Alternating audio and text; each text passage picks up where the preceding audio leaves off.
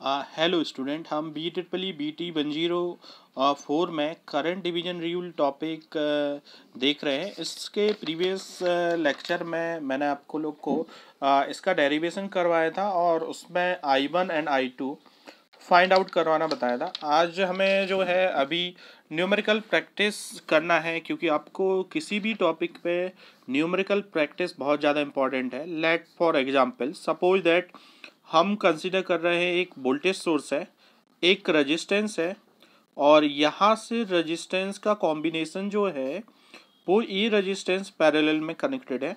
Suppose that इस voltage source की value 4 है एंड इस रेजिस्टेंस की वैल्यू 2 है, इसकी 2 वैल्यू है, यहाँ 3 है।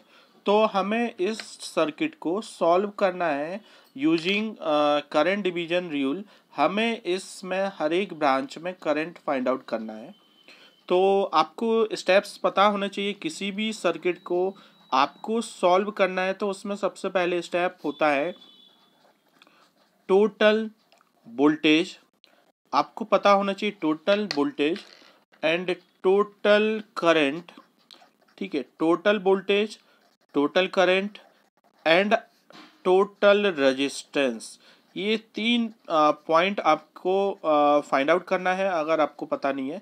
लेट टोटल वोल्टेज आपको दिया है 4 वोल्ट।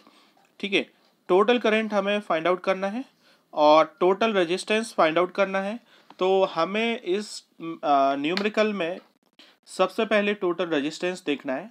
और ऑलवेज आपको ये मेमोरी में होना चाहिए कि वोल्टेज सोर्स से करंट स्टार्ट होगा। करंट जब इस पॉइंट पे आता है तो यहाँ पे आपके पास डायरेक्शन, दो डायरेक्शन है, एक ए डायरेक्शन है, एक ए डायरेक्शन है।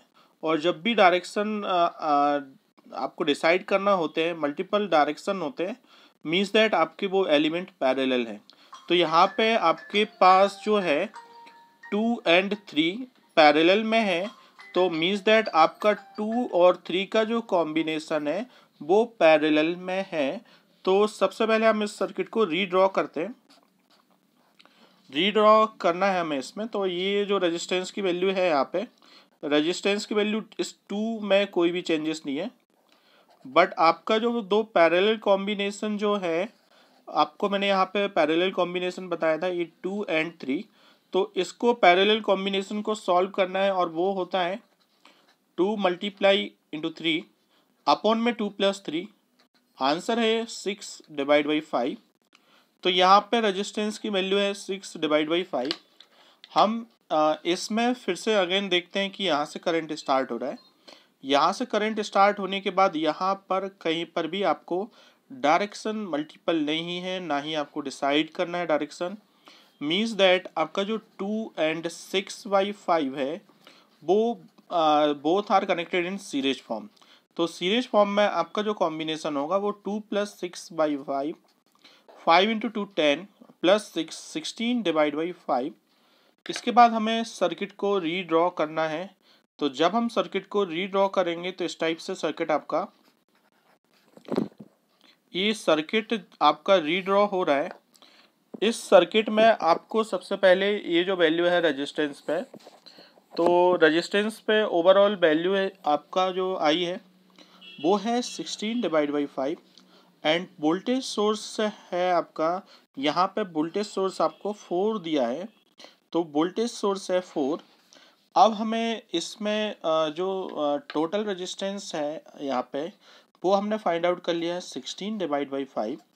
अब हमें फाइंड आउट करना है टोटल करंट।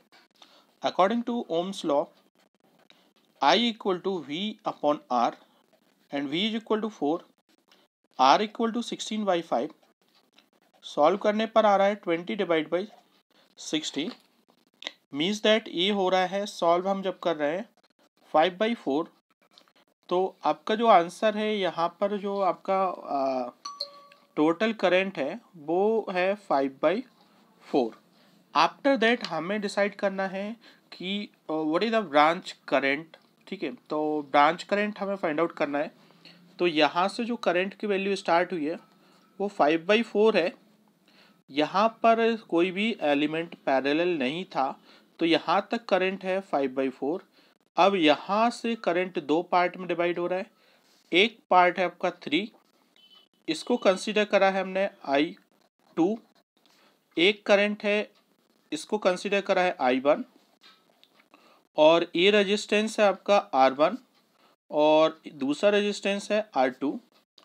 अब हमें जो है current I1 is equal to, according to फॉर्मूले I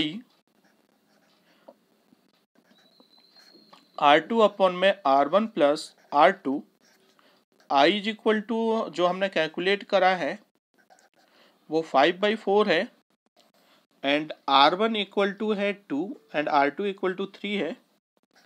तो 3 अपॉन में 5 से 5 कैंसिल आउट हुआ, तो I1 इज इक्वल टू आ रहा है आपका answer 3/4, and I2 is equal to total current I R1 upon में R1 प्लस R2।